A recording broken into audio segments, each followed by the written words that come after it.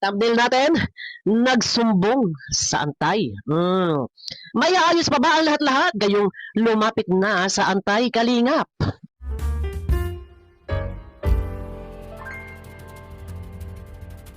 So guys, magandang araw sa ating lahat, mga kababayan, Luzon, Visayas at Mindanao at siyempre sa ating mga kababayan dyan sa abroad.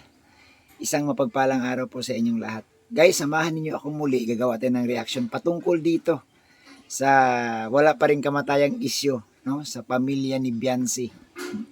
So guys, samahan niyo ako at pag-usapan natin ito dahil marami po tayong napapansin at marami po tayong napapanood na mga reaction video na ito daw si Biancy at ang kanyang pamilya nagsumbong na po guys sa mga anti-kalingap ayon po dito guys, no, sa reaction ni Ma'am Bupil Vlogs. So guys, bago tayo magpatuloy, huwag po yung kalimutan, suportahan natin si Kuya Bal, si Ate Edna at si Kalingap Rob. At syempre guys, i-share nyo po, i-like nyo po itong upload na ito upang ma-share po ni YouTube sa iba. So tuloy na tayo. Pag-usapan natin dito, ano ba ang nangyari? Dating maganda ang samahan, sabi ko palagi, dating beneficiary at dating tinulungan ni Kuya Bal, ni Kalinga Prab. Ngayon, nagkaroon na po ng hindi magandang samahan. Sabihin na natin, hindi magandang samahan. Dahil nga, itong pamilya ni Biancy, lalo na itong nanay ni Biancy at ate ni Biancy, mukhang nagsasalita na po sila talaga ngayon. At hindi na po sila pwedeng kontrolin. At dito nga guys, no, ayan o, panood nyo po sa ating thumbnail, nakikita na po sila doon po sa mga live ng mga antay. Makikita na po sila doon. So ano po ba ang magandang gawin natin dito guys? Ano po ba ang magandang gawin? Ito ba hayaan na lang sila? Ayong mga viewers, comment kayo dyan. Hayaan na lang ba sila na umalis sa Kalingap? Hayaan na lang ba sila? Or alin ba ang mas maganda? Ayusin na lang, makipag-ayos na lang sila para matigil na po, no, lahat ng ito. Kasi nga hindi po talaga matapos-tapos, hindi po ito matigil-tigil guys. No, hindi ito matigil-tigil dahil nga tuloy-tuloy po ang reaction sa kanila. Dahil nga nakikitaan po sila, no, ng mga bagay-bagay na hindi dapat makita bilang isang natulungan ng kalingap. So dito guys, no, sa sinasabi ng ating mga viewers, ng ating mga supporters na talagang nawala na daw po yung pagiging mahinahon.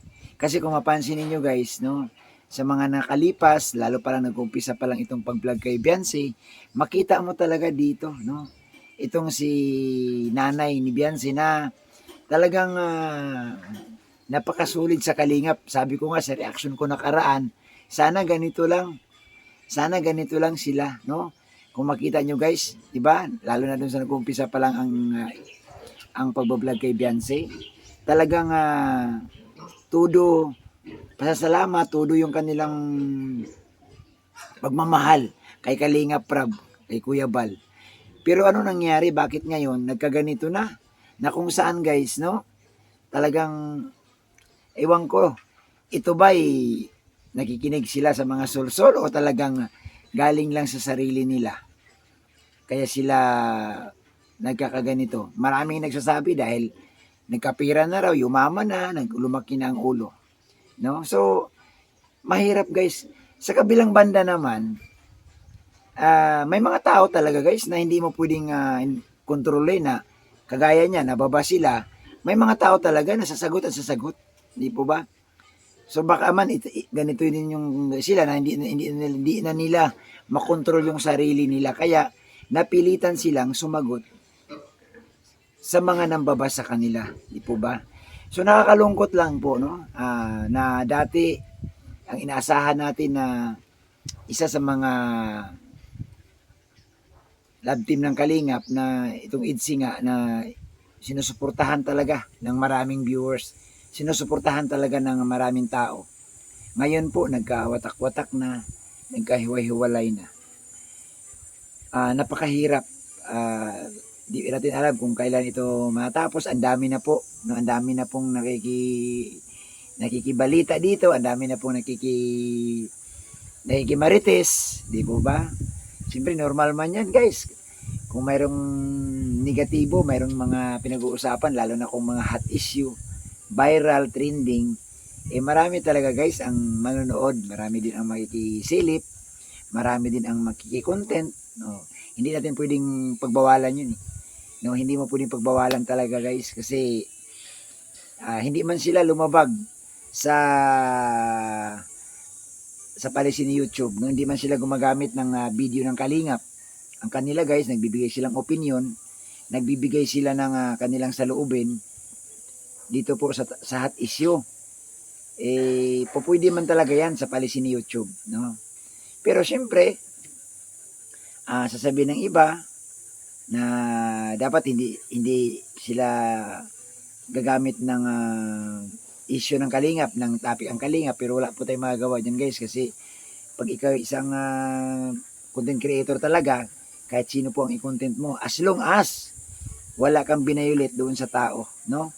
Kumbaga, nagbibigay ka lang ng advice kasi may nakikita naman ako guys, yung mga nagre-reaction na hindi sila member ng Kalingap, yung kanila advice at pagpuna, parang mga ganun lang eh. Wala namang pagmumura, wala namang, hindi naman minumura si Kuya Bal, hindi naman minumura si Kalingap Rab, no? Hindi po talaga mapagbawalan ni YouTube yan. So balik tayo dito guys, no, sa pamilya ni Beyonce. So nakakalungkot lang dahil ito nababalitaan natin, no, dito sa reaction ni Ma'am Bupil na sila hoy nagsumbong na sa mga antay. Alam niyo po, para sa akin, totoo lang guys, nalulungkot ako kasi hindi man kilala ko man tong mga pamilya ni Beyonce. Dito nga to sa lugar namin. At nagtanong-tanong din naman ako dito. Wala man ito sila guys na yung tipong may mga record sa kung saan. Wala po, tahimik po yan sila. Ngayon nga lang, talagang uminit yung issue nila. Nalulungkot ako dahil bakit ba mauwi sa ganito? No, na hindi na nila makontrol yung sarili nila. Di ko alam guys kung may nagsusulsul dyan, no? Sana kung uminit ang issue, kung nagkaroon ng problema, nakikipag-usap agad sila, no, kay Kalingap Rab. Nakikipag-usap agad sila kay Kuya Bal.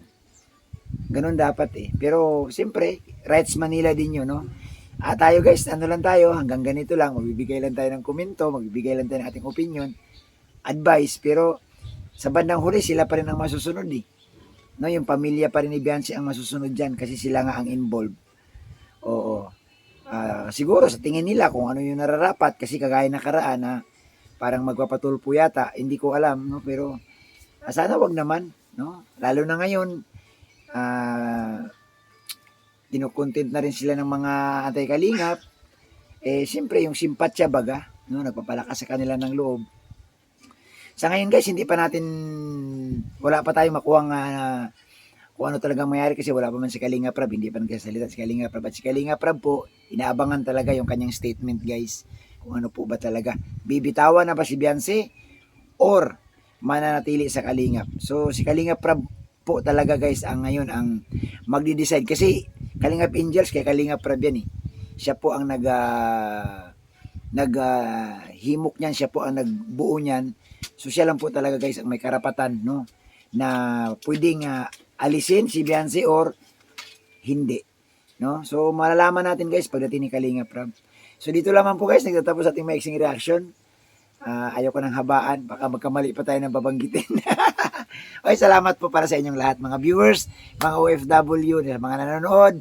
Sana po i-like nyo po ang video ito at i-share din po pag okay lang po sa inyo. Maraming salamat at isang mapagpalang araw po sa ating lahat. God bless, mabuhay mga Kalingap.